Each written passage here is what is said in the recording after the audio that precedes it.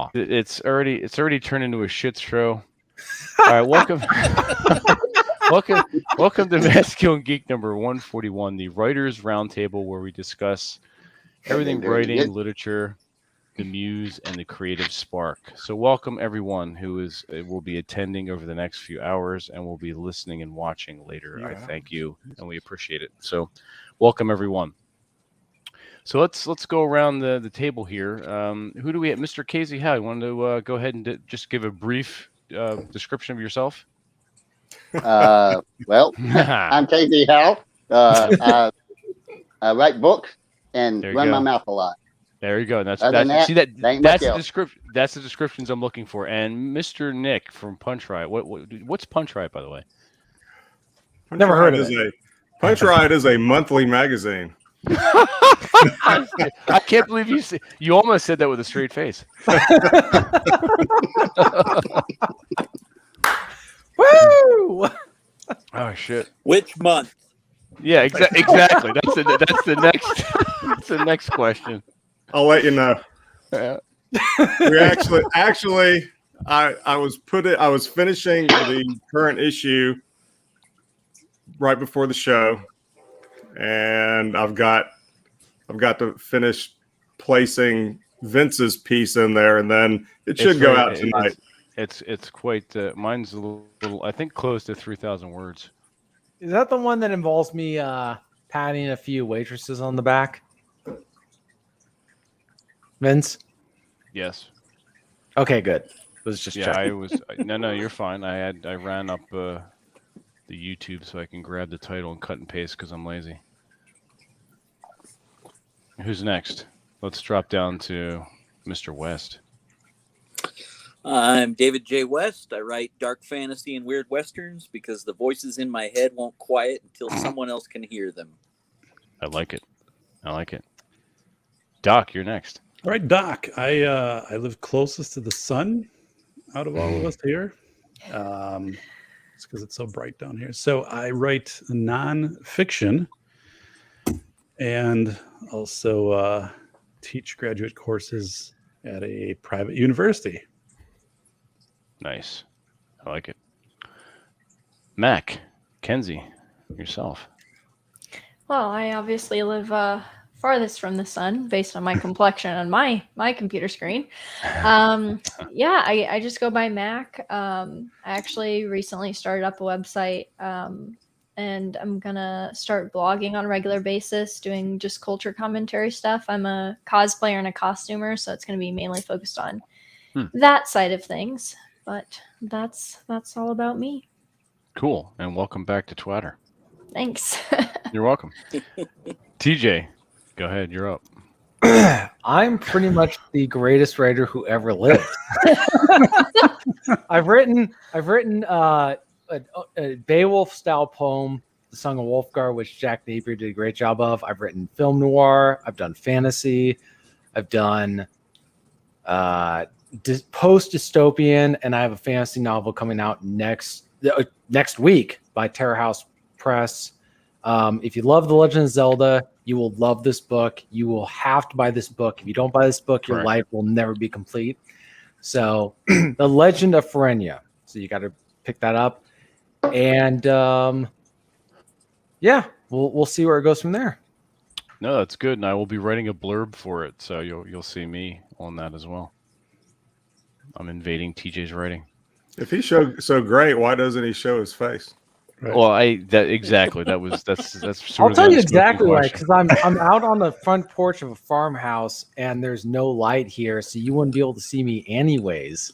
So, because I'm in the process of selling my house, so I'm not at my house. I'm at a farmhouse. Nice. So how convenient. Yeah, I know it's convenient for me, but I know people would love to see my sexy, handsome face, but they're gonna have to be disappointed, especially those boys from Arkansas.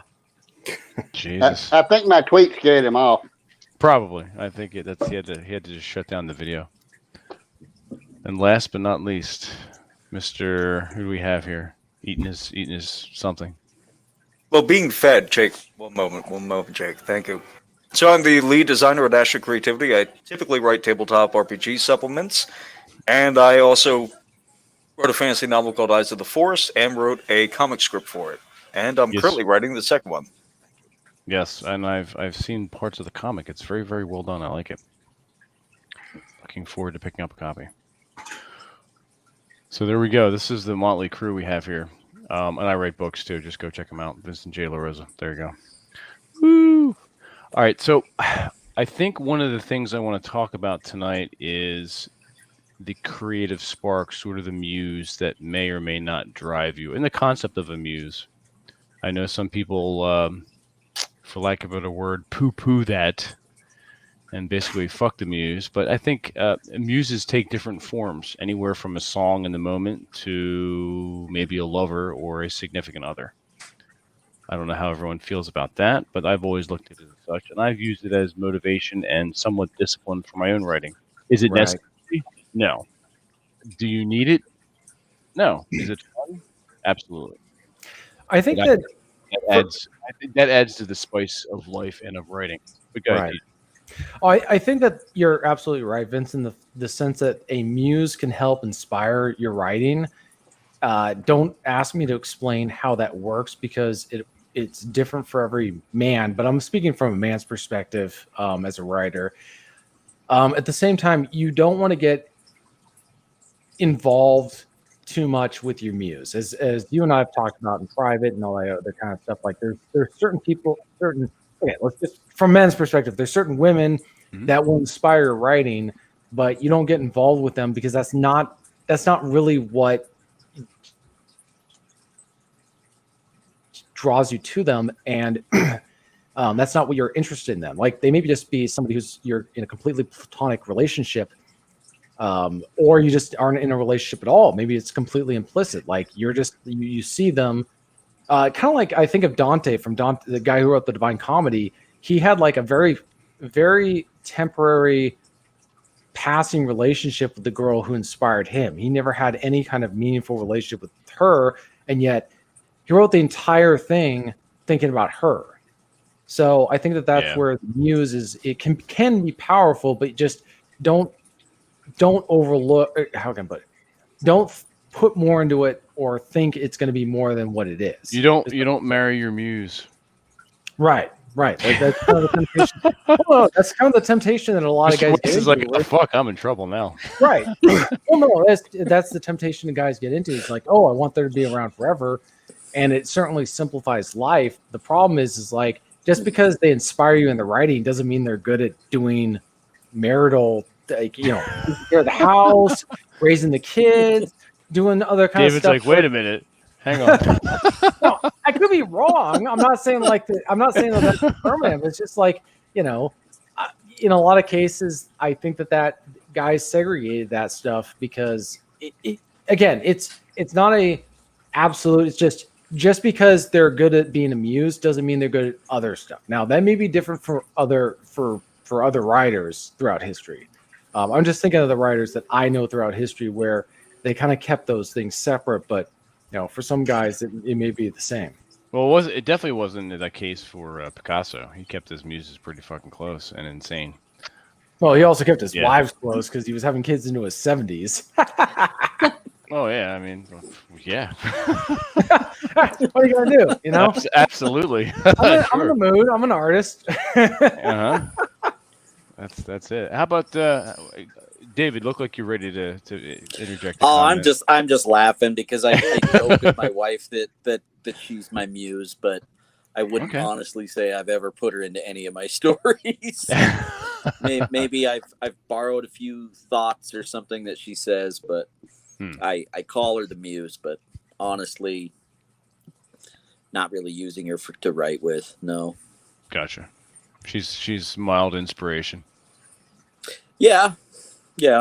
As in, I don't mean I pull from everywhere. Well, yeah, I don't mean inspiration per se, as in like you said, you're putting characteristics or personality traits of her in the characters so much as she is providing you with, let's get a little like new agey woo woo here, energy or a resonance that's sort of an amorphous thing out there that you're borrowing from. That's just like you made it up in your head between the two of you, and that's okay for you. It works. Does it mean it's real? Who knows? Who fucking knows? But if it works, fine. Yeah. She's out there lining my chakras right now. So Exactly. Yeah. Just don't sun your butthole though. There's none of that. How about you, Doc? Would you say there's a muse for you in the case of nonfiction writing? Yeah, so that's a good question. Actually, I wouldn't say there's a specific muse outside of, for example, writing the book, which is coming out in February, The Velocity of Information. I was introduced to the life of Dr. John Apple, a military psychiatrist in World War II. And when he was in his 20s, he was going into foxholes at the front lines and trying to figure out why infantry either survived or didn't survive or had a collapse. And so I was able to get some of his journals and some of his documents of that time provided to me by somebody else. And I kind of felt like I was telling his story a little bit, and I was able to maybe take his persona.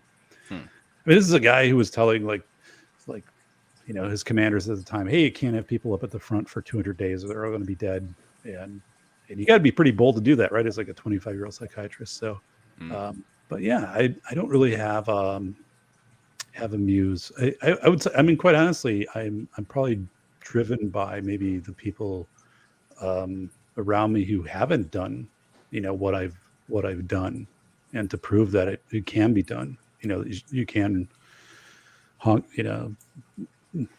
buckle down and put 16 of your months of your life into a heavy research book and still make it really pretty interesting. It's like, but yeah, nobody really inspiring, like from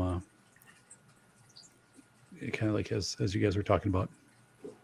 Well, it doesn't necessarily have to be a female. It could be a song. It could be a group of people. It could be, like you said, this maybe even the situation that you're in or that you're writing about.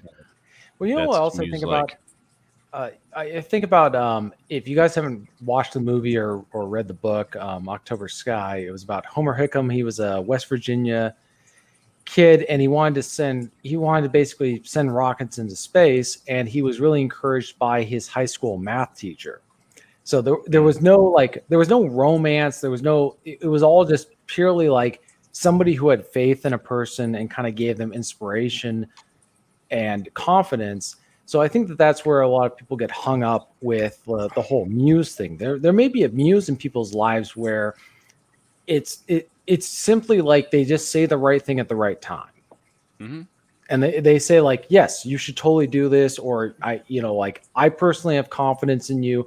And that's all that person needs to hear is like somebody actually believes in them because they lack that in other areas of their lives, depending on what age they're at. But they also could be at their middle age. And, I don't know. It's like there was always, it's kind of amazing how a complete stranger can also encourage someone. Like I've had people tell me that strangers have encouraged them in their work or whatever they're interested in a way that other people in their lives they've known for 20, 30, 40 years has never done that.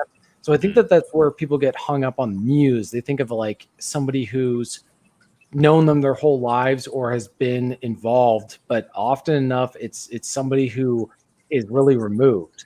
So they get to idealize that person. Not in a bad way necessarily, but like, you know what I mean?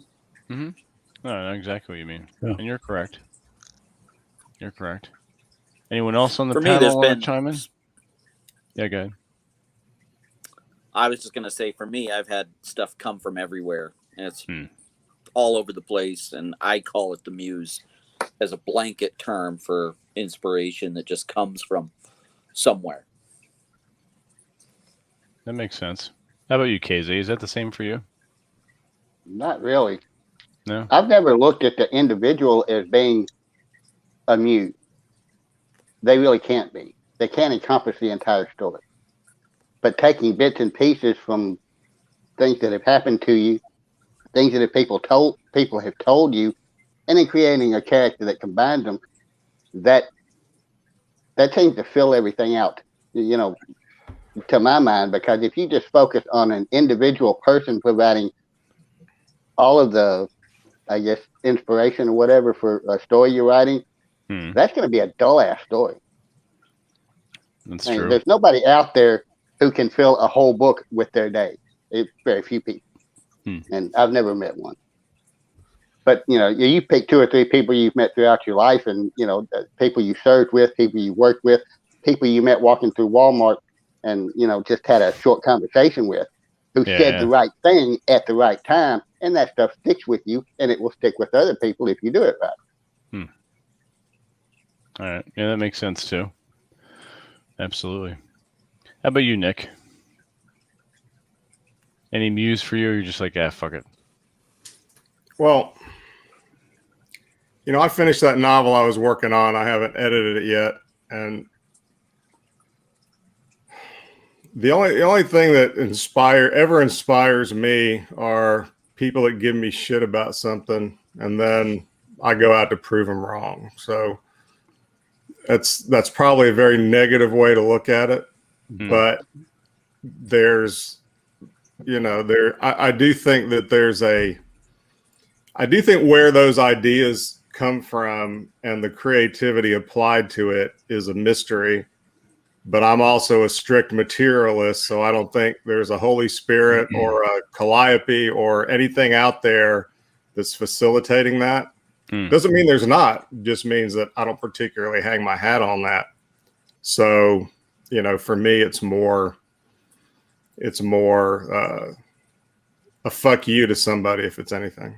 Gotcha. No, I kind of like that. That's a different take on it. It's totally valid. And Mictobus kind of weighs in on that too. Mictobus is supposed to keep that on the down low. Well, he didn't.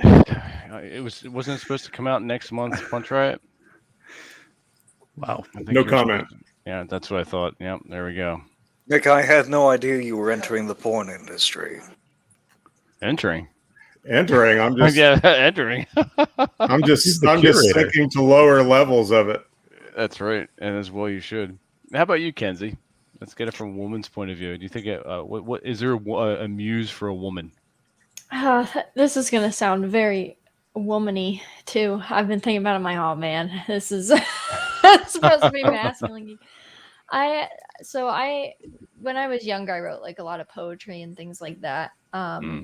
And I was one of those people who I could not write anything if I didn't have something or someone like directly inspiring it.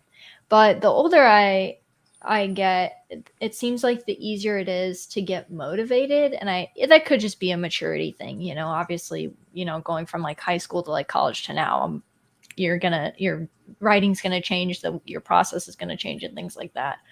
But now, kind of what Doc said kind of resonated with me a little bit, where you're kind of just inspired by the people around you. So when I write things and like commentary on cultural things and things like that, about half of it is probably people who told me that talking about that certain topic is stupid and it's not going to resonate with anyone. But if I feel that they're incorrect and I really think it is going to, and I've kind of tested this. I've written about things that necessarily people have told me, especially like being in politics a little bit. They're like, oh, no one's going to care about that. That's silly when it comes to cultural stuff.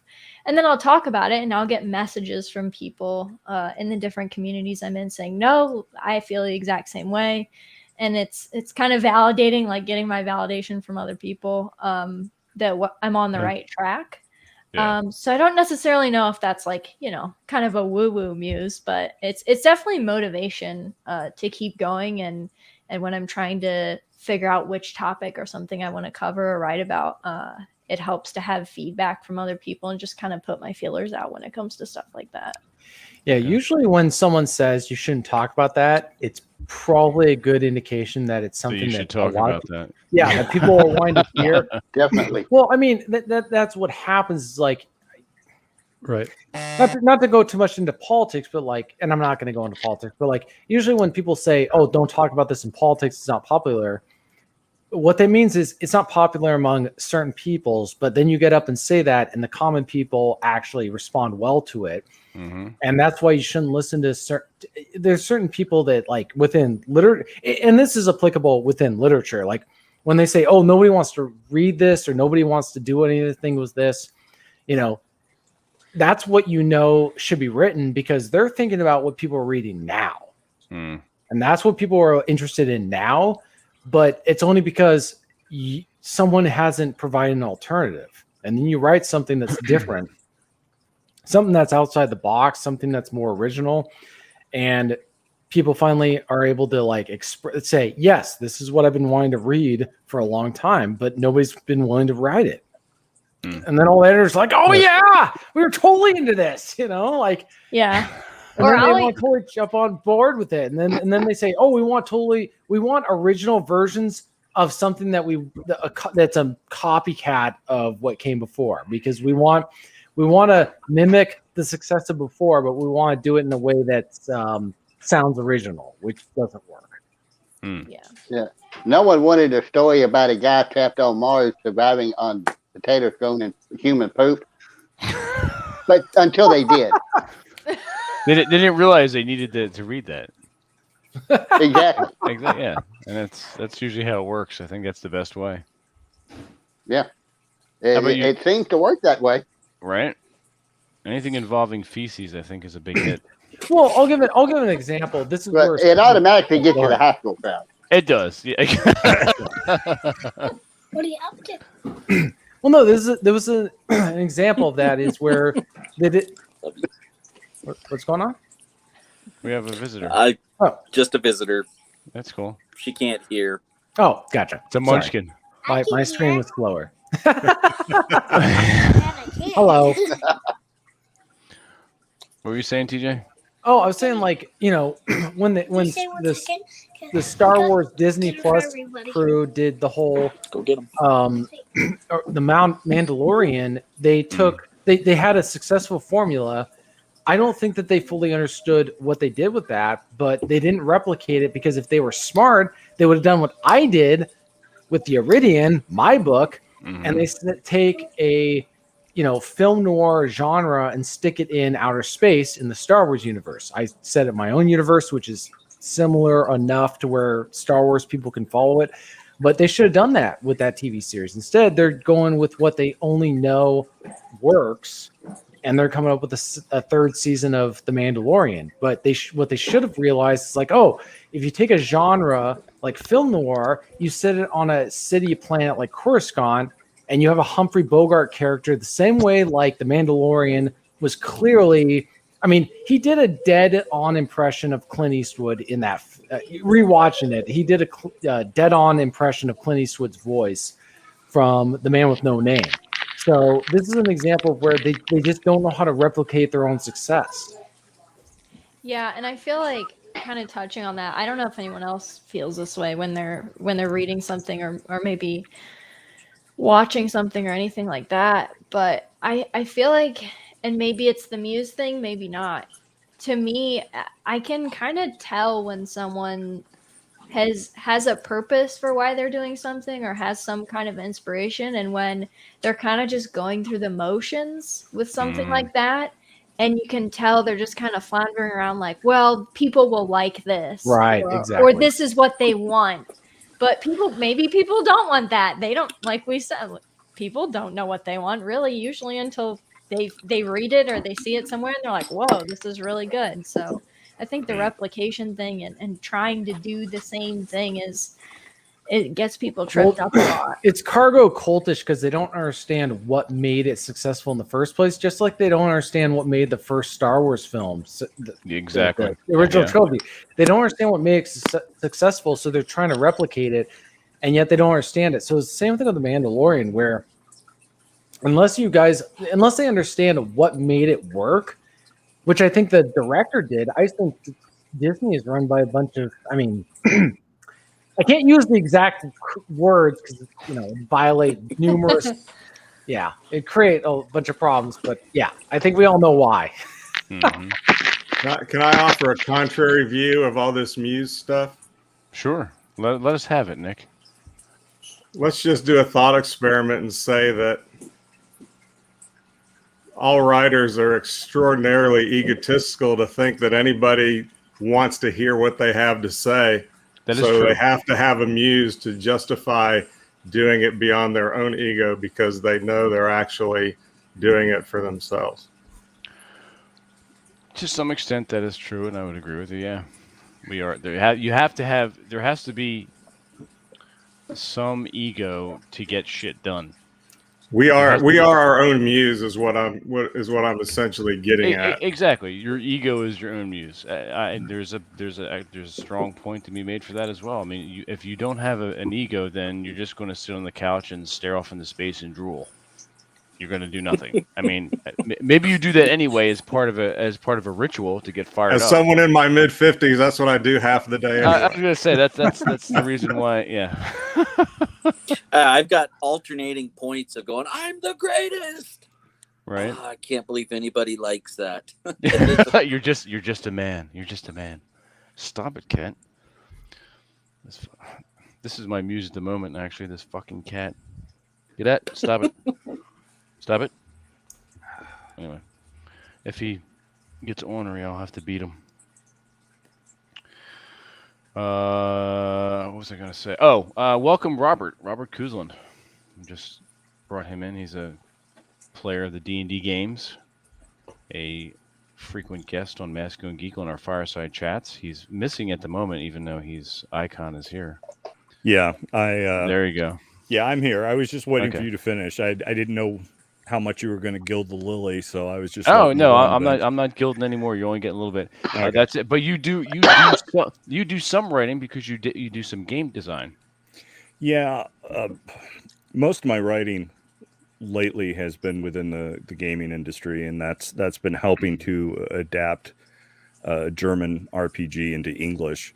So some of that is the transliteration of things to take the certain German words, phrases, titles, and making them fit properly while still retaining the original intent, and also helping it to flow more eloquently in the English language. Gotcha. Which with some things can be a bit of a challenge, and other things not so much. Before that, I do some fiction writing, but that's mostly for my own amusement, and then of course academic writing when I was at university. So some of that may or may not see publication at some point in time, but and that was dealing with things within the realm of history, religion, primarily, although some philosophy, but just stuff that I found interesting at the time, and some things I was doing at that point in my life.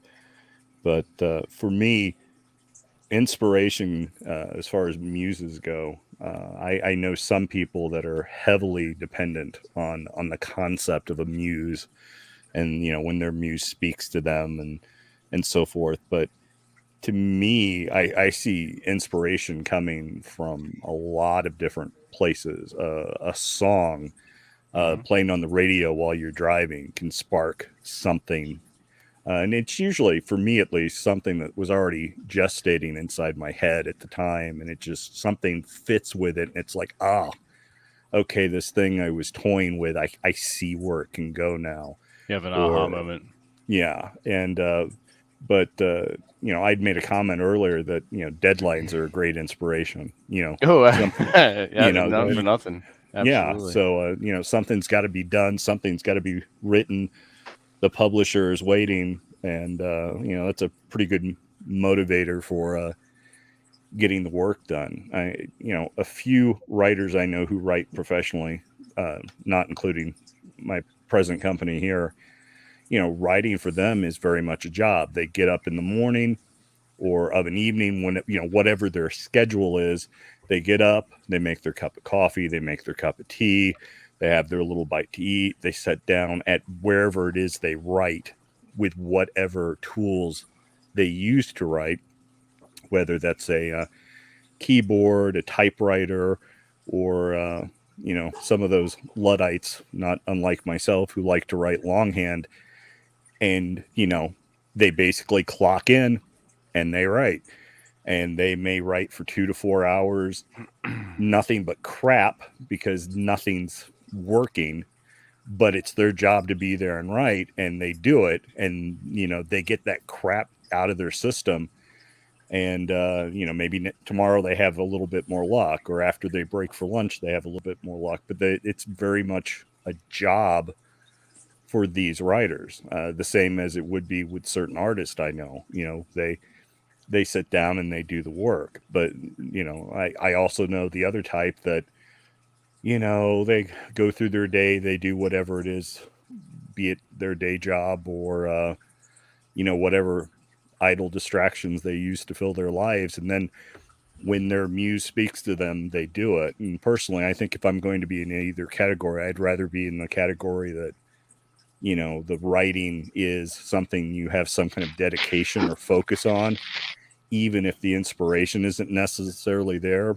because sometimes just exercising whatever's on your mind and putting it on paper clears your head in a way that allows you to focus on whatever your writing is. And obviously writing academically, writing fiction, writing nonfiction, which, this group here, we've got all of the above. There are different ways you attack things and different ways you research. But I think in both writing fiction and nonfiction, you have certain levels of research. If you're writing something in a fantasy setting, even though it's not medieval Europe or medieval Asia, if your people are using swords, well, how much do swords weigh? What kind of swords are they? What do they look like? You have to have some idea of how a warrior would implement that in battle. And some of the better writers, I think, really kind of capture and bring a certain reality to that. So, but anyway, that's just some of my thoughts off the top of my head. And thank you for inviting me, Vince. That was the buzz for you to stop, apparently. Okay. That was your time limit. That was your time limit. You're done. Well, I was channeling my inner TJ and trying to be brief. That's called the be brief buzzer. Yeah. Well, I do want to throw in something on top of what just kind of reinforce what Robert said in terms of this, because I think it's relevant. Flannery O'Connor, who I think is one of the best short story writers that ever lived, she gave a talk once about how she writes or where writing comes from.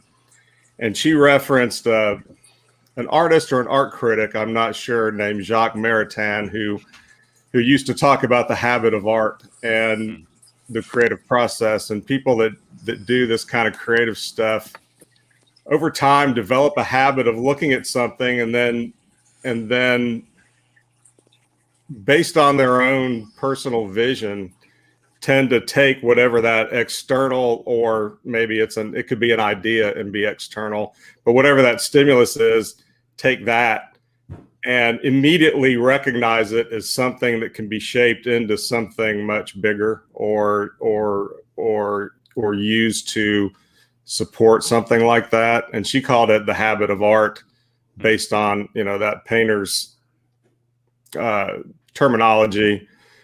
She kind of referred to it as the habit of writing, I think. But in terms of writing, I think for me, that clarifies a lot of how that process happens, because that's how it happens for me. And it can be two words put together accidentally. It can be seeing a brief scene in a mall or on the street somewhere and thinking, wow, there's really something going on there.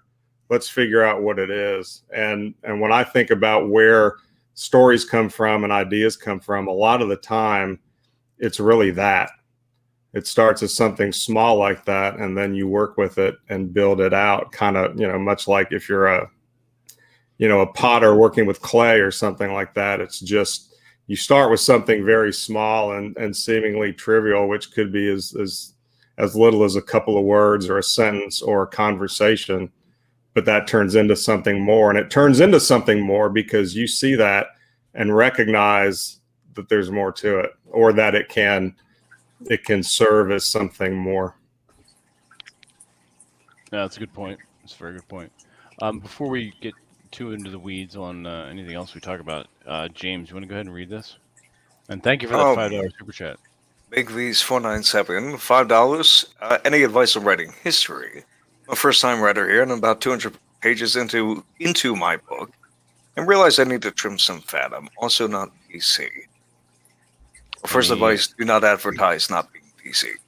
Well, Yeah. I'd also History. say, what are you writing about? Because It's there's a some history. guys. Well, See, yeah. math. Well, there's some guy. I'd say the biggest and most important thing on writing history is providing context for people, depending on how far away that history is from ours. Because how well are we going to understand some of the stuff that went on? Because, for example, there was We a weren't book that I there. read called "The Greatest Night" about William Marshall, and he goes into a lengthy discussion at one point about the extent to which parents would have emotional attachment to their young children due to the high mortality rate, and that was relevant to that book. But like he's giving context in that book to something that we may not fully understand in our time. So if you're talking about something, say in the 1800s or the 1700s or 1600s, and there was a policy, you got to provide context to everything in history, because if you don't provide context, then people aren't going to understand why people did stuff, because stuff in history just doesn't come out of a vacuum. You finished on time. You finished on time. Man. Yes. Looking at the board. So well. I love it. I think to address his question, the best writers, regardless of genre or subject, have always had an editor or a reader who wasn't their grandma telling them, "This is great, honey." You need somebody that's going to tell you when you're full of shit, when you're going off the rails. Yeah. And find somebody like that. And if you don't know anybody like that, then you need to pay somebody like that. Hire them. Well, somebody who's not just, so there's two separate things at stake. When it comes to history, is it historically accurate, and is it providing an accurate depiction of history, and is it well written? Because I was reading a book that was written in the 1980s about the last words of Lowell Armistead, and the author went into a lengthy discussion of contextualizing his supposedly his last words.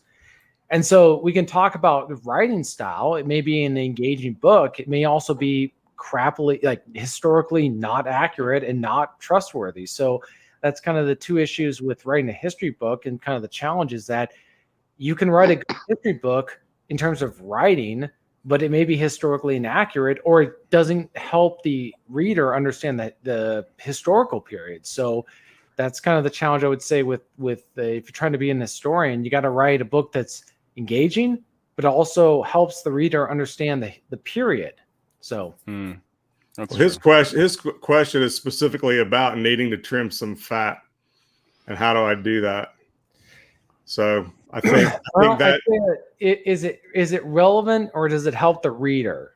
If the answer is no, and that's where, like what Nick said, like you got to have somebody other than your mother or your grandmother who thinks you're the most wonderful thing in the world, and nothing you've ever written could ever possibly be bad. No, you need to have this is almost where the grandma. Well, I wouldn't say the grandmother, but like you need to have somebody who loves writing but doesn't like you. Right. So let me make this brief. Pay an editor. Put money down. Yeah. I'm disinterested in your free slush pile. I'm disinterested in what you're going to send across my desk. Pay an editor, and then send it to me. Because here's what's going to happen when you send that to a publisher, unless you're going to self-publish it.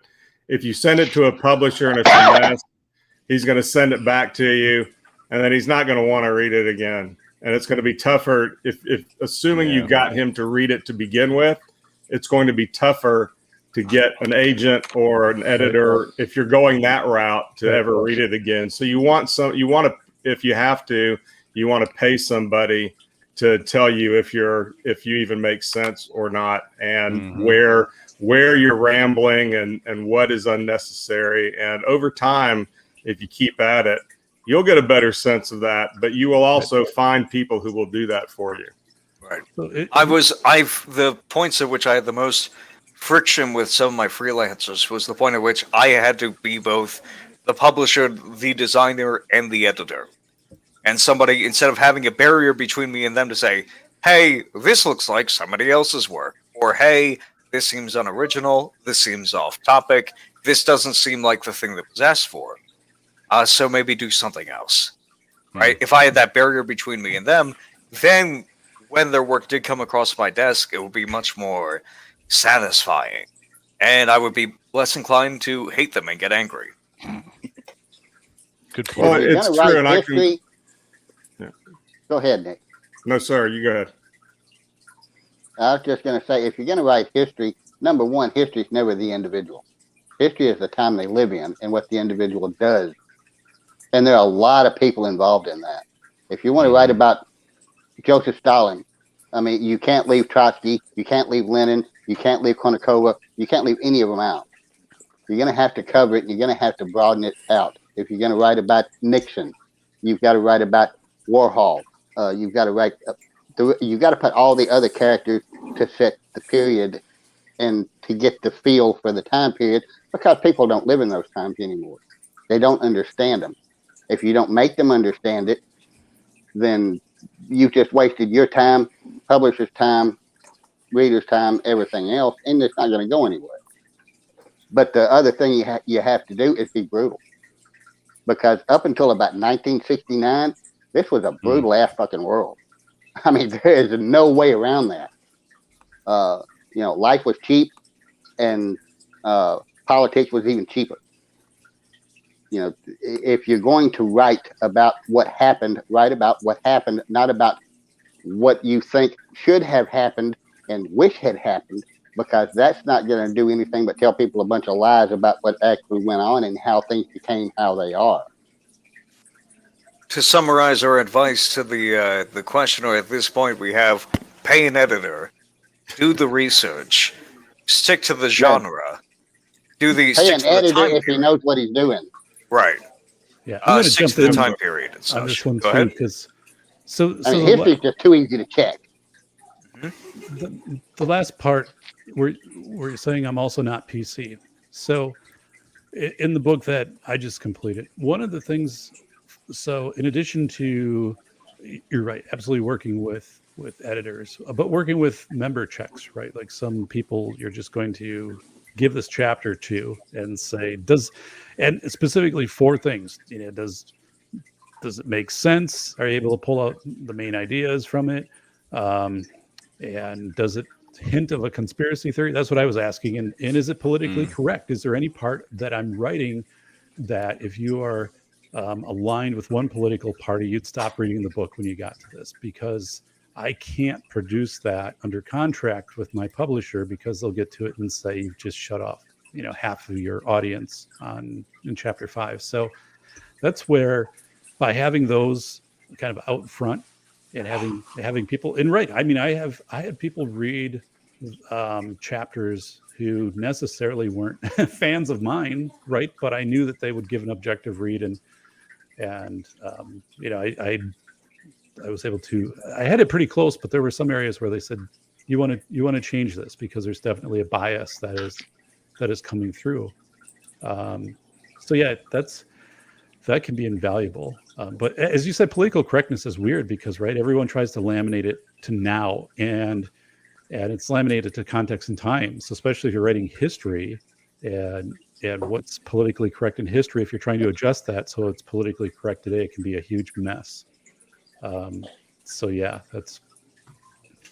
I mean, it sounds like from what he says here in the book he's writing, if you're writing, I don't mean this as negatively as it sounds, but if you're writing with a chip on your shoulder, or you're writing with a, you've got your agenda and your perspective, and you're writing it from that perspective, I don't think there's anything wrong with that, but keep in mind, you're going to be selling it to other people that have the same perspective as you, more or less, for the most part. Well, sorry. No, go ahead. On a marketing level, he may be doing the right thing if he's selling to the right choir. Exactly. Yeah, I'll chime in a little bit. So I actually help out with this online publication. And so we have like a specific audience that we reach out to. But when we review articles that we've been sent, yes, we accept things that maybe fit in with our audience, but we also do take into account, as much as we sometimes hate to do it because we're a non-PC website. We cover politics.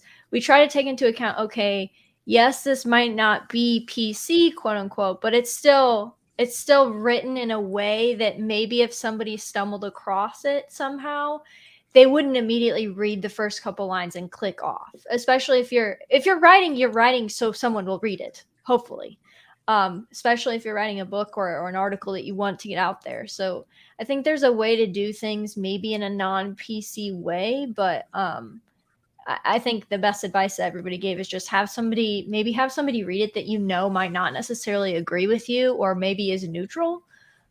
Because if you're having somebody read it and like things like that you know is going to agree with you, they're just going to basically blow smoke up you and be like, yeah, this is great. I completely agree with it. So if that's not your audience, if you're trying to reach a broad audience, that might not be necessarily the best thing. So I think, pay an editor is probably the best thing you can do. Well, that's an excellent point. Wait, let me jump in real quick here to piggyback off of both of you. Why don't you write a little thing for yourself, maybe not as part of the book, just to throw yourself off your own game. Write a small little note on the first presidents who overthrew the Articles of Confederation. A little thing there. Just say, oh, here's how they betrayed this thing that I probably am not a fan of from the author's point of view. Because they're saying, I'm not PC, I'm writing about the Constitution and such. All right, how much do you know about the Articles of Confederation? Who among those first selected people that you're going to be writing about are involved or were involved in overthrowing the Articles of Confederation and basically throwing it in the trash bin of history? Check some of your own biases. Maybe. There's thought. Just a thought. There's thought. I like it. Sorry, go ahead, Nick. No, I was just going to say, keep in mind that the difference today from, say, 30, 40 years ago is that 30, 40 years ago, unless you were going to self-publish, and self-publishing back then was a very different thing. And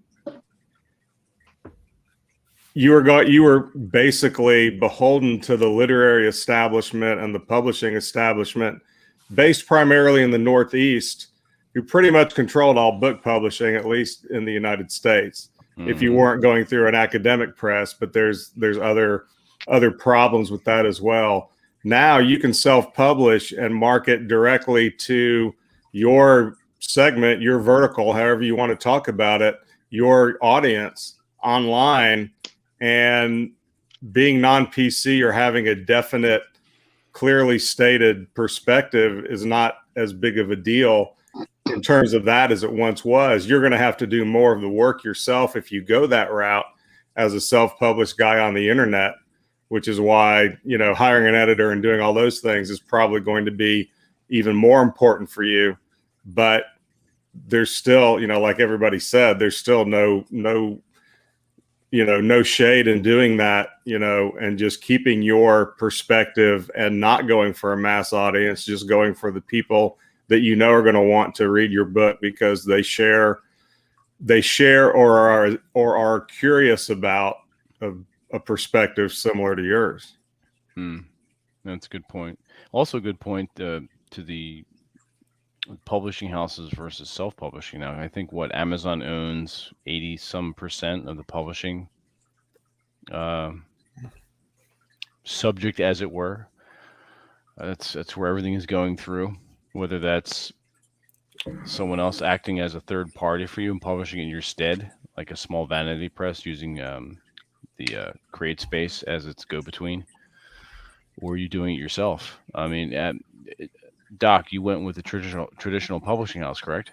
I did. So yeah, Okay. Both of my books have a traditional, what is identified as a tier 2 publisher. So in my world of academia, a PhD prof, right? So tier 1 and tier 2 kind of move you up the ladder, keep you on the ladder. Right. And definite trade-offs. And for me, it was a very challenging dance to, for example, word count, right? Like, you're capped. So if you're self-publishing, you're not beholden necessarily to a strict word count. And I had, in my latest book, I had to come back and go through numerous arguments of why I needed 5,000 more words. And that's after having, reviews and cut downs and things like that, and say, and I'm like, I know you publish this for other people. Like, I know I've seen books, right? Like, you can't tell me, you can't hide it behind you. But but yeah, so, and of course, there's a strong library presence then for my books, but then they serve as this kind of springboard for other things that I need them to do. Like I need them to get me onto PBS TV. Gotcha. I need them to get me keynotes. So it's also, why you're writing this. I'm trying to write something really invigorating and new and edgy, right? Like, this in a nonfiction world, and for some reason my university loves that. Like I thought they would part ways with me or say like, tone it down, or like, don't do this type of stuff. Yeah. But yeah. So with the publishing house, you have almost a built-in marketing team for you. Correct.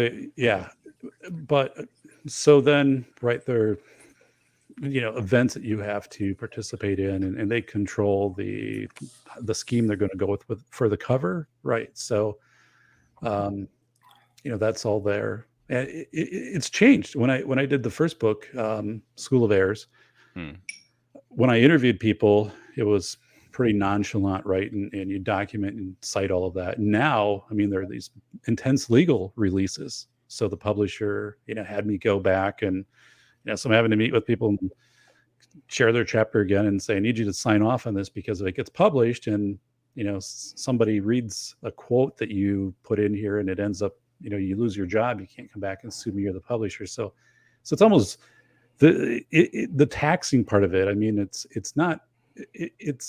takes, the excitement and all of that becomes very pragmatic when you get into the end stages. With that said, I mean, there's excitement of getting it out into the global network. This is the first time I've had an audiobook. So when we settled on the narrator, and to hear chapters read to you in auditions, that was moving. I've never experienced that sensation in my entire life of having somebody read my material and wanting me to select them to be the narrator through it was incredible. But yeah, I mean, so it's a trade-off, right? They're going to get me the exposure where I'm at. I still have a number of years in my career. I'll use this also as a tool in addition to what I think is a really keen work. But it has to serve that purpose for me. Gotcha. Okay, that makes sense. Is there any point you would consider doing anything via self-publishing, or you strictly stick with the publishing house for this specific genre of yours? Yeah, for this genre, I would, with nonfiction, I think I would stick with a publishing house. If I were to go fiction, I believe I would consider. Because you wrote a piece of nonfiction. I did. So yeah. Both of my books, that the one that's published and the one that will be published in February, but it's accepted and being, format and stuff now. But yeah. And how about fiction? Is that anything that you're? Absolutely. I think I shared with you once, Vince. I wrote an entire book, Past Infringement. It was about a young Jefferson Davis, historical fiction.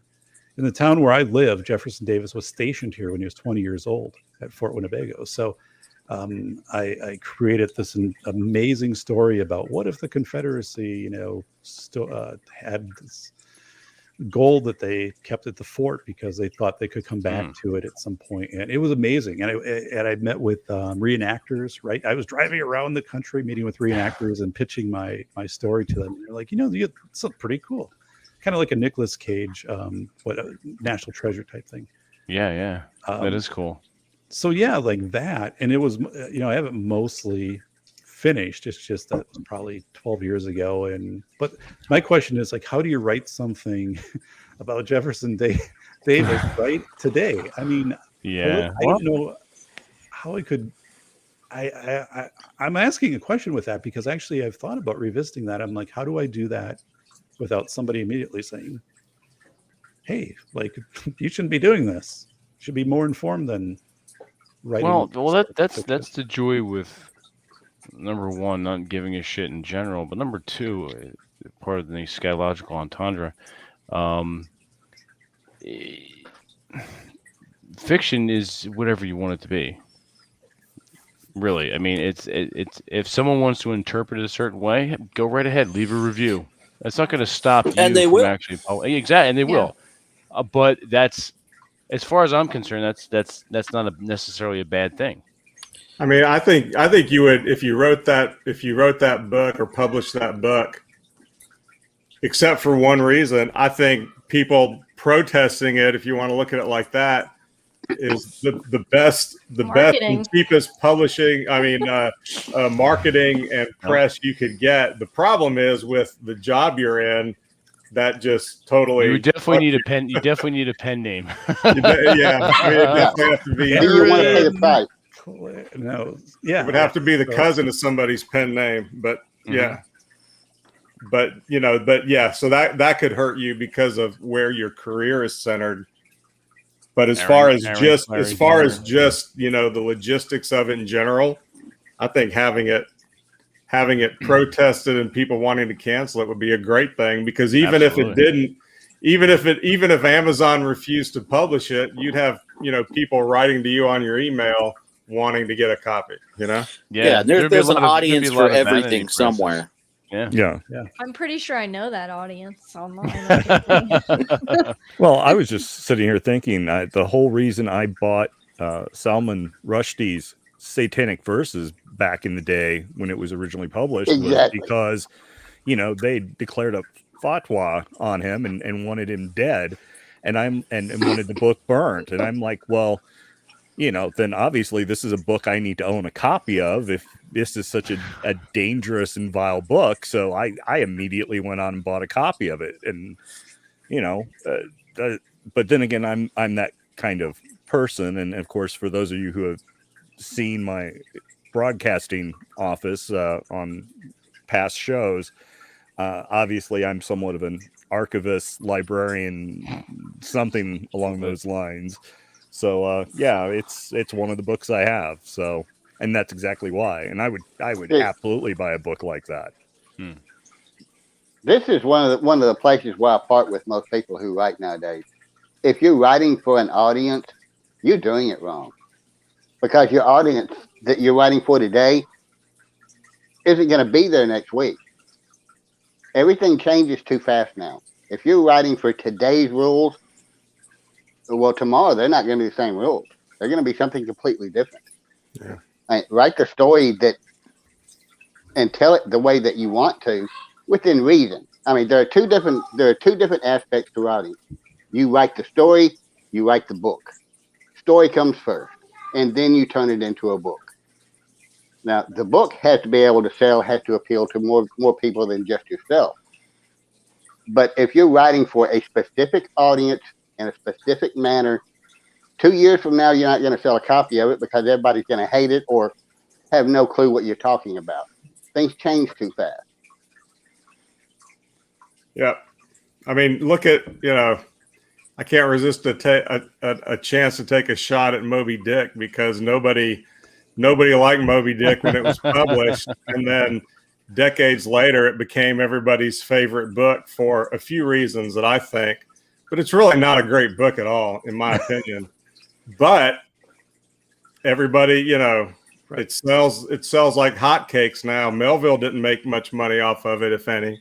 But, who knows what's going to happen tomorrow? It's just some stuff that people thought was shit today becomes, silver tomorrow, and vice versa. And that's the way it goes. But I just want to throw something in there about the guy that was asking questions about the history book, and he said something in there about, well, I don't care if I make any money off of it, but XYZ. And I'm like, yeah, that's great. I'm not saying you should care if you make money off of it, but write the best book you possibly can. Don't skimp on it just because you're like, well, I'm just going to check this off my list. Write the best book you possibly can. If it doesn't make money, who cares? Write as if you cared that whether you're going to. Yeah, I mean, you can't control whether people buy the book or like the book or whatever. You can do the best you can to put the best one out that you can. Exactly. You but can you control can't your own control what quality. happens after that. Yes. Exactly. And if you're writing history, your quality varies. I mean, your quality is already quantified. If that makes any sense, because this happened. If Right. you're writing something that didn't happen or writing something in a way that's not how it actually happened, you're not doing anybody any good, especially yourself, because some jerk like me is going to come along and say, no, that ain't what happened.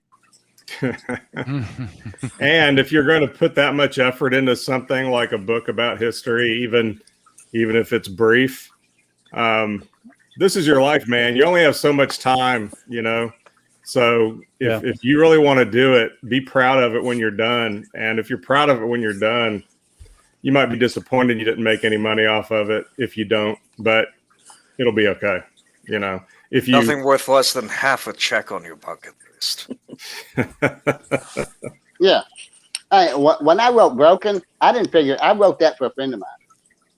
I never figured it would ever sell, but I was tired of trying to explain this over text and you know, and in phone conversations. So a 60-page book, bestseller I've got. Nice. Has been for, 3 years? And, you know, my books don't do that bad. And that's still the bestseller of them all. Because I did it. I put everything in there that needed to be said. There's nobody missing from that who had an effect on events through that time period. It only covers about 20 years, and it only covers one subject through about 20 years. But still, the people liked it when they got to it, because when they went back to check it, not a one of them could say I was wrong. They could deliberately say it was wrong, but they'd have to do that as a stretch. I have to laugh because I've had people review some of my fiction and say, well, that didn't happen. I'm like, okay. Yeah. I had a guy one time review my one of my science fiction stories. Well, this is just, you know, speculative science and fantasy. It is. And I'm going, yeah, no shit, dude. I mean, that's why they call it science fiction. That's great. Stupid asses. Yeah. You know, in working with my publisher, so my book has 471 citations. So they're 471. Yeah. And they're Chicago style. So you're just numerically numbering through the book. So when you read it, it's a really fluid, spirited read. You know, then you get to your end notes if you want to, you know, figure out where the stuff was referenced and stuff like that. But my publishing house, I had one document where it was like translated. It was like Samizdat, right? Literally. So I interviewed Nikolai Razavayev, the Soviet cyclist, national cyclist, outside of Chernobyl, cycling a day after the 1986 nuclear disaster. But anyway, I had a document that was translated from Russian to English to Polish to Russian to English. And I'm like, so I had to do this really crazy endnote because I'm like, how the hell do I do this? Like, there's no, but yet it was a sentinel piece of Samizdat. Like, it was just starting to, it was like one of the first pieces that was accepted in Glasnost of actually being authentic history, kind of talking about the Soviet military and Eddie. So it was a sentinel document. It still exists today, but it's all over the place. And so I just had to say, I'm going to write an end note describing this, and it's got to be good enough. Like, I'm not taking it out of the book. I don't know what was lost in translation. I mean, most of the stuff is like locked down super tight. But that was just a quirky thing, because I'm like, the part of the nuance though of the reader, right, is to understand that Samizdat is 80% accuracy, you know, to a T, 10% interpretation, and 10% telephone games. So the site conveys that to the reader. I want the reader to experience what I experienced by reading the end note. This is part of the process for the reader. But, you know, I guess I was victorious. Like, I wasn't going to change my position on that, but I had to say I'm creating my own addendum to Chicago style note on this. Is there any reason you didn't publish with a university? Yeah. One of the reasons is it would be likely, it would make sense, right, for me to publish through the university where I received my PhD. And the university where I received my PhD, because of the first book that I wrote, had some conflict with some So anyway, the first book I wrote is anyway, this School of Errors, right? So it's a nonfiction book, came out and was revealing what was happening in the school safety industry. I'm a former administrator, but I got into the university standards and how the standards are really not only flawed, but flawed / maybe fraud. Right. So I'm not publishing through the university where I obtained my PhD because they wouldn't do it. And I am, so then if I'm trying to go to somebody outside, it has a weird optic to it. Mm-hmm. So that was the reason I didn't do that. And the university I'm with now doesn't have a publishing branch. So it's weird. Like, so it's weird when you get into those things. But yeah, that's the reason. There's been no big appeal like from university publishers for me. I also think university publishers are measuring who's getting published and who's not, if representing their student bodies. Let's say I won't go any more deeper into that, but I don't know necessarily if it's meritocracy that is dictating always at a university publisher what is being published. Okay. I had a feeling it was something along those lines, but my familiarity with academic publications is mostly limited to journals and things like that, not actual books, because I was never at that level. So that's why I was curious, and I figured there was probably a story there. So thank you for sharing that. And actually, for me, this is a better arrangement for distribution and everything anyway. Sure. So it's actually a step up to make this change. Right. Nice. Very nice. So I want to turn it around. We're still in the leave the Muse for a while. I want to get into that creative spark, that sort of the ritual you may have or may not have in your writing styles and your writing day. Is everyone writing every day? Is that something that's several of you have mentioned? There were historical figures that have a set, and I'll even go into some of my own writing techniques and rituals.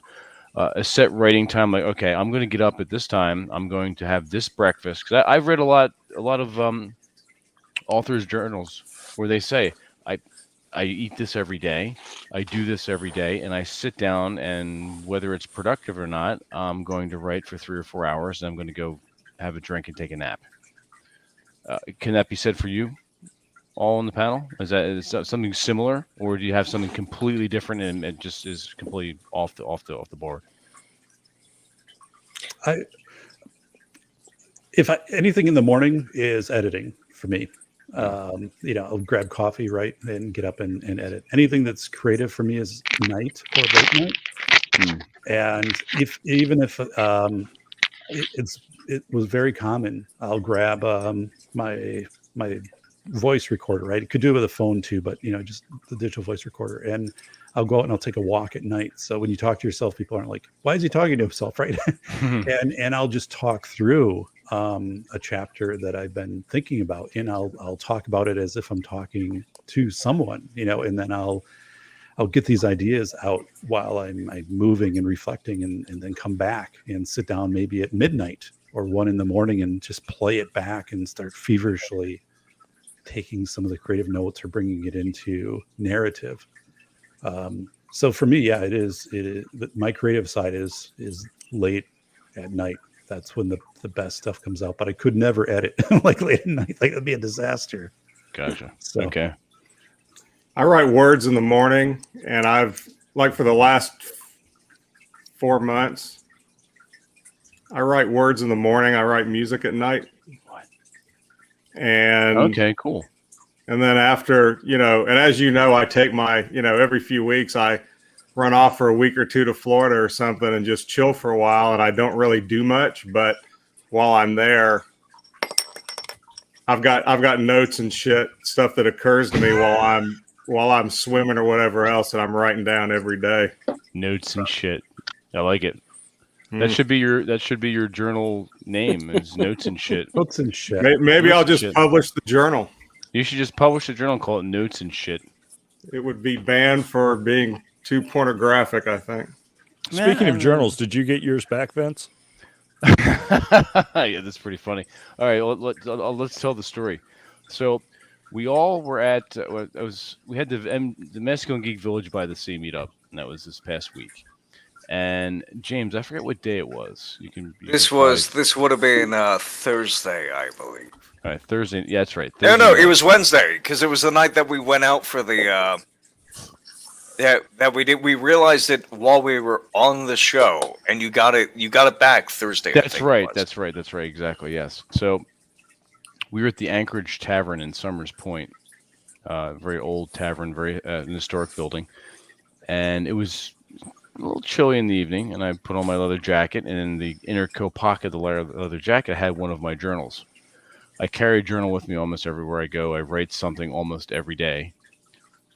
And I laid the jacket on the back of the chair. So when we left, I left the jacket there. Left the journal in the pocket. Now, the journal I write everything in it. So it's deeply personal. It's pornographic. And yeah. So my first thought was, fuck. That's going to be interesting if they read it and decide to keep it or give it back. Ladies give it back with some phone numbers in it because they enjoyed what they read. But I called Anchorage Tavern and said, "Hey, look, I was just there. I left a leather jacket," and they found it and they set it aside for me. The individuals that found it thought it was a cell phone due to the weight of it, and they just left it there. And they didn't touch it. So the pen and the journal were safe and sound. When I went back on Thursday, late morning, early afternoon, I retrieved it, much to my relief. So, yeah. So thank you for asking for that, Robert. The journal is safe and sound. And that one goes back to January 1st of 2020. So it's almost 2 years old. Yeah. And in fact, the journal's almost finished as far as it being taken up with words. Yeah, lots of motorcycle trips listed in it and so forth. Correct. Yeah, exactly. Motorcycle trips and other stuff that we won't name here because this is a children's show. Right. And so good stuff. But that's something I do. It could be as minute and minuscule and ridiculous as recording the weather or something I ate. Maybe it's something I said or heard or an anecdote or story or even a bit of, not for anything, a bit of poetry that will never see the light of day, but the lyrical rhyming or the way that I have the words together, I just want to remember that because there will come a time not too long from now where my memory goes and I would like to have these things to read back on. And not for anything, it's also a legacy for me. I don't have children, so these are in essence my little mark on the world. Anything that I'm creating is my legacy. And I know that's a bad word in some circles, and there's people can go lick, and I don't care, but egotistical in that part. I'm like hey, if you're leaving children behind, it's like, hey, look at me, look what I did. I made this, I raised this kid. That's part of my legacy. Some guys are like that. That's fine. I don't want that. I want my words to be my legacy. So you do want someone to read them. I do want someone to read them. If it's one person and go, what the fuck? So yeah, exactly. Because I've read other journals and gone, hey, that's really cool. Maybe I like what the guy wrote as far as his actual work is concerned, or maybe I don't, but his daily life was fucking cool. Wow, he did these things. I can do those. Once again, it's motivation, inspiration. I can do those kind of things too. It's living a life with intention and designing a life that's based upon inspiration of things that have already been done and taking it and making it your own. So maybe somewhere down the line, someone will come across these journals. Maybe we'll dig them up. Maybe I'll donate them. Who knows? I have no idea where they'll end up. Maybe they'll end up in a trash heap. Maybe someone will just burn them. But they're out there. And SAST too many. James, you want to read that for SAST? Go ahead. I was muted. Sass one too many says, "Who's the cute redhead?" Cute Well, redhead. introduce You wanna yourself, get- James. Cute Right. redhead. Yeah, not that. The other. I don't have my red beard anymore. Yeah, You're 2 weeks late. the other cute redhead. Yeah. Oh, You have to. She's not saying anything, Sassed. You're I'm just not gonna saying have. anything. She's not saying anything. I don't think I can say anything that's YouTube appropriate, so I'm not gonna Exactly. say anything. She can't say go fuck. No, she cannot. She's not gonna say anything. You have to go back and watch the very beginning of the show for the introductions. So fortunately for you, it's in the very beginning, the first 10 minutes, and you don't have to stay up too late. So there you go. Now past your bedtime. Won't be past your. That's why TG had to leave. It was past his bedtime. It had to be. It's going to be brief. So So the yeah, guys that you write then, since we kind of segued, that was a nice segue. Kedzie, how what's your process? My process has kind of changed. I used to like try to, and I need to go back to. I like that we're talking about actually writing things down because I feel like that used to be a much better process for me. I don't know what it is. I've always been weird about liking paper. Like I've always just collected notebooks and journals and things, and sometimes I write in them. Some like I used to legitimately get in trouble for it when we would go buy school supplies when I was a kid because I'd just be like, "Oh, that journal's cool. I'm gonna write in it. I don't know what I'm gonna write in it." But then I started writing in Google Docs, just like every day, and it just became. There's just something. It's a woman moment again. There's just something. Like kind of, I don't know, not mystical. That's not the correct word. I can't think of the right word. Just kind of like nostalgic about just actually writing things down and not just staring at a computer screen. Maybe it's because for a job for 3 years, I stared at a computer screen that wasn't related to writing. So eventually that just became, and social media is a thing now, which I spend too much time on. So writing is a good thing to do separately. So I've started doing that again. But I'm definitely I identify with what Doc said about being a night person. If I wrote anything in the morning, it would probably just have a lot of cuss words in it because I am not a morning person. And coffee does not help. I've tried. So morning Maybe it wasn't enough. True, that's true. Well, and I guess I could maybe try caffeine pills. I don't know, but caffeine pills. I try to write something, whether it's just like a poem or something I've been thinking of, something that was stuck in my head. I listen to music a lot, even when I'm writing, which some people think that's crazy, but Yeah, I do that too. I really don't like silence. I don't even think it's necessarily that it always inspires what I'm writing, but it's good to have something just kind of on in the background to kind of keep your brain focused that, okay, I need to focus on this thing and that's in the background, maybe something like that. But I do try to write something every day, whether it's, a script for a video or something like that, or something on my blog that I want to put out, or even ideas and things that I want to do costuming wise and things like that. I try to do something every day because when I stopped doing that for a period about like 4 or 5 months, I found that it's like I couldn't get going again. It's like my brain was out of the process of doing it. Not that I didn't enjoy it, but it's almost like doing it every day makes it seem like less of a chore because it just becomes routine for you instead of habit, something I need to do. It's something you just find yourself enjoying because it becomes a part of your day. So I definitely identify with that a lot more than like just when inspiration hits me. Not that there's anything wrong with that, but that's not how my brain works personally. Likewise. How about you, David? Do you have any special routine you follow, or is it all over? It's kind of all over. I write any time of day that I can get some time because I started getting to the place of going, all right, if I've got this half hour, I'm just going to see how much I can do. So I like to be in my office here. I like to have just my silence and music if I can, but I try to take advantage of any time I can get just to do more words. Gotcha. And for the most part, I used to really write at night. Now it's like I'm trying to expand that just to get more done. Okay. And if I'm not writing, I'm probably thinking about it. Exactly. Yeah. Now, do you have a specific word count you want to hit daily, or is that doesn't matter either? It varies. I usually feel pretty good if I get at least 2,000.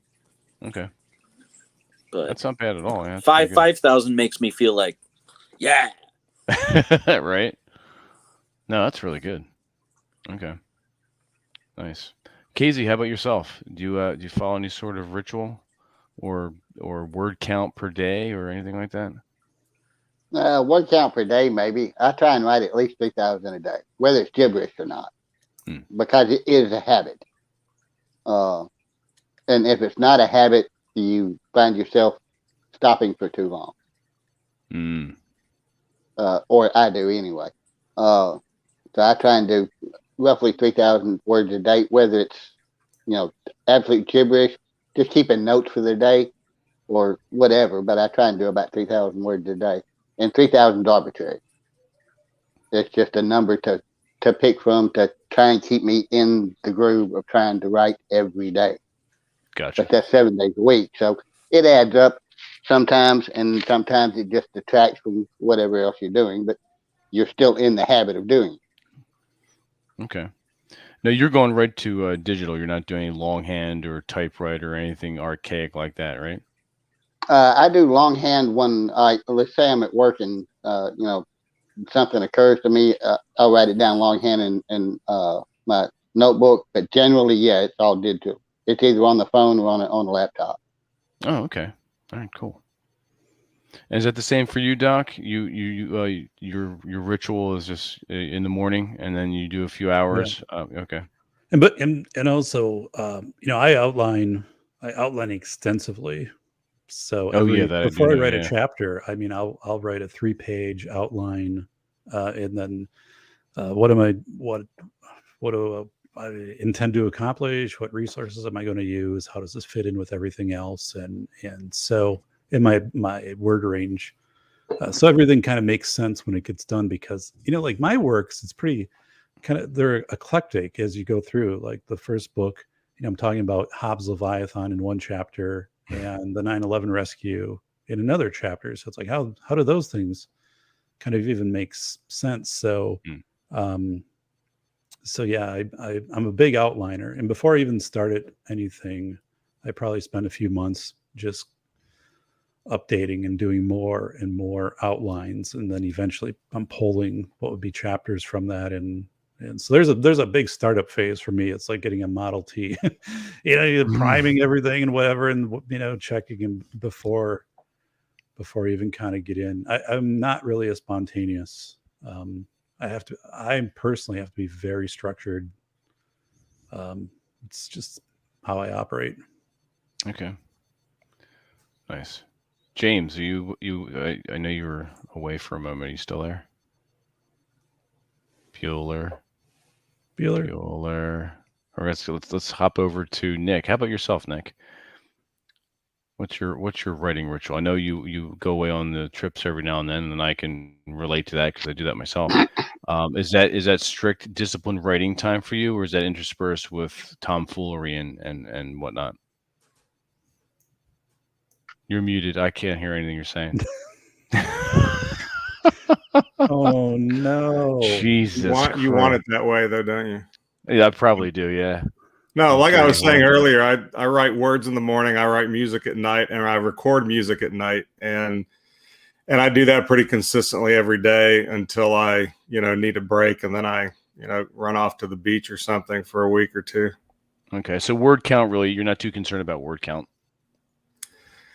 No, I'm more concerned about knowing what my word count for that day was than anything else. Because here's the thing: I mean, most of the time, if I write more than 500 words in a session that I'm happy with, really what's going to happen is I'm going to write more than 500 words. Let's say I write 2,000 the next day or whenever because I'll edit what I wrote the day before. Okay. Or sometimes I'll just wait and edit like at the end of a chapter or something. But once I do, I'm going to edit that back down to 500 words anyway, because I think we all write too much. And I think that, and part of this comes from my days teaching writing at, teaching freshman composition and technical writing and all the bullshit that I taught when I used to teach in college. And I used to, hammer on them that writing is a process. It's not an event. So, Right. Your writing is going to be better if you, get your ideas down on paper, not worry that it's product ready yet, and then go back after a day or two and bring that more in line with either by eliminating a lot of the extra shit you don't need or just making it tighter or whatever. And so I tend to do that, even though I don't like it, but I do it. And I think it's better. I think by writing every day, you learn how much of it is actually hard. Inspiration is actually hard work more than inspiration. Inspiration kind of gives you an idea or gives you some ideas throughout whatever you're doing. But, most of it comes from just, doing the work itself. Nope, that's so true. If you don't have it down on paper, you can't fix it later. That's right. Yep, that's true. James, how about yourself? Do you have I know with your fiction writing, then you've got the art and then also the game design. Does your ritual, your form, so to speak, take the same path for each of those, or is they different for each one? I take a pretty similar path from week to week. Is I have a schedule that I will set to my phone up for alarms. 7 o'clock is the Cinema 4D hour. 5 o'clock is the video game hour. 3 o'clock is the design hour, etc., etc., etc. And so I will have that schedule, and I will stick to that schedule for a week. And the next week, something will happen that will kick me into a state of mania in which I will do 3 times as much work. Right? Okay. And then I will ignore, to the point I will ignore the schedule. I will ignore the video game hour. I might fall behind a little bit on my everydays, or might fall a little bit behind on my design. The thing that suffers the most time-wise is the video games. Those sort of fall by the wayside, which is not too much of a problem at all.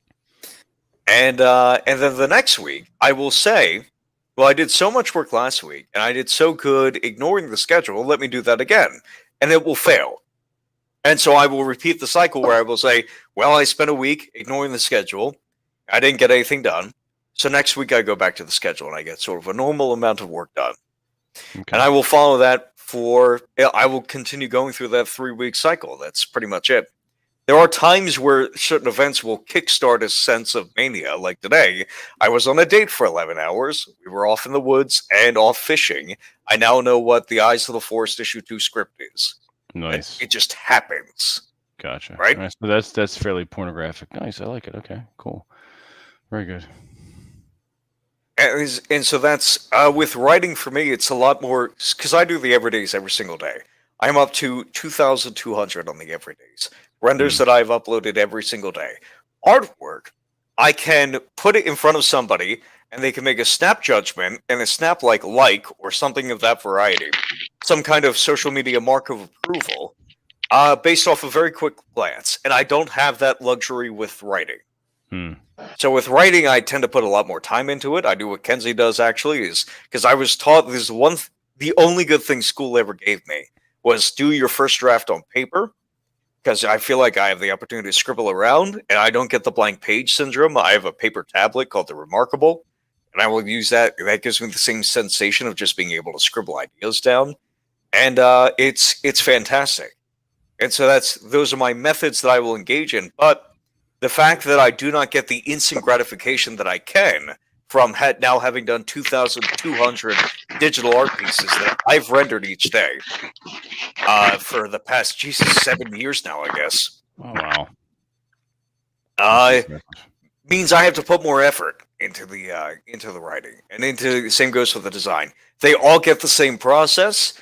Sometimes I have a co-writer, more typically, and I have co-writers and freelancers when it comes to the tabletop design. I have artists that I will communicate with and who will hand me ideas when it comes to the comic scripts.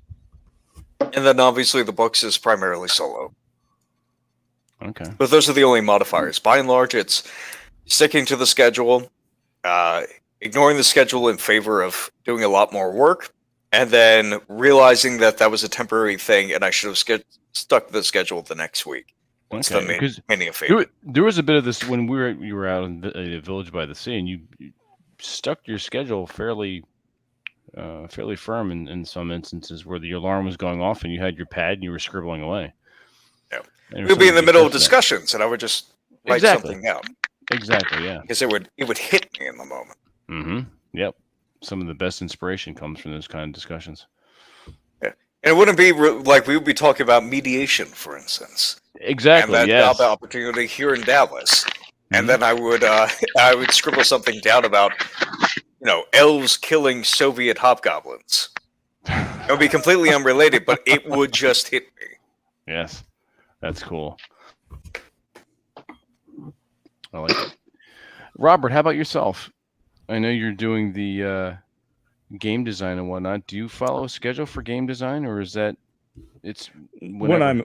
When it's something I'm being paid to do, then yeah, I have to stick to a schedule of working on it, and that has to everything else in my life has to kind of fit around what that schedule is, so that I get certain things done and back to people at a certain time. Of course, with some of that, depending on my relationship with the person in charge of the project, I can get messages from them, throughout the course of the day. And so I'll be doing something with family or out with my youngest son having breakfast or something. And I have to tell them, if this can wait a few minutes, I'll get right on this. Otherwise, I have to kind of take time away from them to do that, which I don't necessarily like to do, especially not with my youngest son. Father-son time is kind of important to me. Oh, of course. Yeah. So when we go out and we're sitting down having bagels and coffee, and he's having, whatever he's drinking that isn't coffee, I don't want to be on my phone texting with someone. I want to be looking at him and having a conversation with him. And, so with that, I'm on a schedule. As far as other things go, I tend to, my writing style, I look at myself being more of a storyteller. So when I would write things in an academic setting as a student primarily, my papers were written as if they were lectures. So they would either be written longhand in order to capture aspects of whatever sources I was looking at in my research to support whatever conclusions I had drawn or whatever theory I was putting forth. But the way I would do it would also be on a micro cassette recorder where I'm taking dictation and basically giving a lecture and then consulting back to the notes from my research. And then with fiction, it's the same process. I'll get an idea. I might write it down longhand real quick to kind of have it, or it's a scene that's kind of taken form in my mind, and I basically act out that scene to try to capture the words as, between the characters, which is usually, to me at least, it's kind of a fun way of doing it, because the part of me that misses getting up on stage as an actor, it's nice to be able to play all those different parts. And so, you can have the protagonist standing before his lord who's sitting over a desk with piles of paper, and, he's writing away at some document, and he goes, so, sir, so-and-so, are you still in love with my wife? And, and then there's the moment between the two, and it's like, what knight is not fortunate to love, his liege lord, and, and all that, and all of it's there. And then I sit down and it's like, okay, let's refine this dialogue. Now let's really kind of flesh out the setting with, the description of the room, of the desk, what time of day is it, so that if a person was reading it, they would be able to understand the setting. Are these people talking at night? Are they talking during the day? The candles are half burnt down or mostly burnt down. Obviously, it's been a long night. Things like that you can go in and fix later before presenting it to an editor. And so that's kind of my process. It's a mixture of writing longhand like the Luddite that I am, and the desperate thespian that I am. So doing the dictation. So that's kind of my process. And with the fiction, it's a matter of it happens all the time. In the shower, driving down the road, a long night after working 14 hours doing bookkeeping for some small local business, and the stuff just kind of flows on the long drive home. So it's just capturing it whenever it happens, and then trying to plot and plan my time when it's a paid gig. So, gotcha. Okay. Now you're a freelance game designer, correct? You're not on the books anywhere, are you? No. My name's in a couple of books as far as my credit due, and I've got some checks from various things, but no, it's all freelance at this point in time. There's been talk of doing more, and I've even been approached by someone to take some of the fiction that I've written and have it adapted into that game setting, but I'm not sure that I would want to do that, if only because I would rather retain control of my story and my ideas, whereas it would be like writing a fantasy story and then someone at Wizards of the Coast saying, "Oh yeah, that's really great. We ought to publish that in our D&D line." Well, that's great. You get published, you get whatever your check is, but all those characters and stuff now belong to Wizards of the Coast, not you. Mm-hmm. And while I don't have a antagonistic relationship with the company in Europe with whom I do most of my work, I still would want to retain my own thing, whether it's ever published or not, because it's just mine. So you want to retain that creative control. Yeah, exactly. No, I can relate to that. I can totally understand that. Excellent. All right, we're coming up on we're in the second, about an hour and 38 minutes. I want to wrap it up here because, quite frankly, I'm actually getting tired and I have a long day tomorrow. So it's coming back off of vacation, jumping back into the 9 to 5 gig is sometimes daunting. And trust me, after everything, all the alcohol and cigars and late night discussions and whatnot, I'm still feeling it. And plus, I'm old, so that helped. I know. I'm allowed a little bit of whining, a little whining.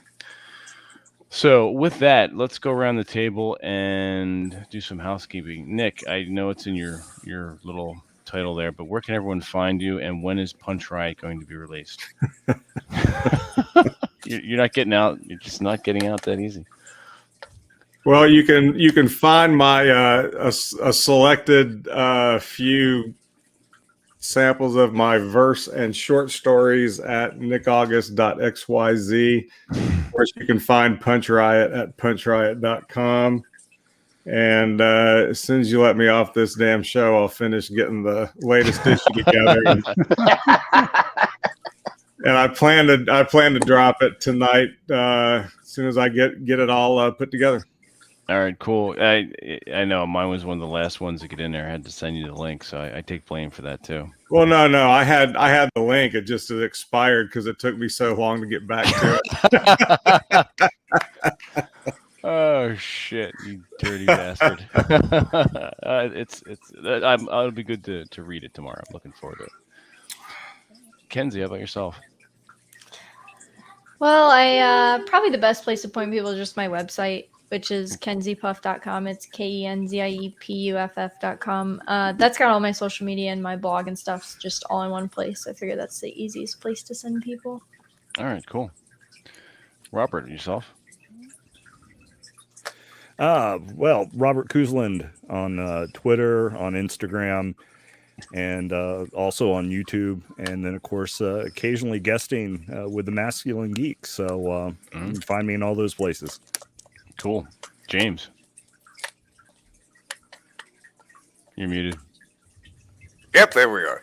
You can find me at ashofcreativity.com and at ashofcreativity on Twitter. It's fantastic.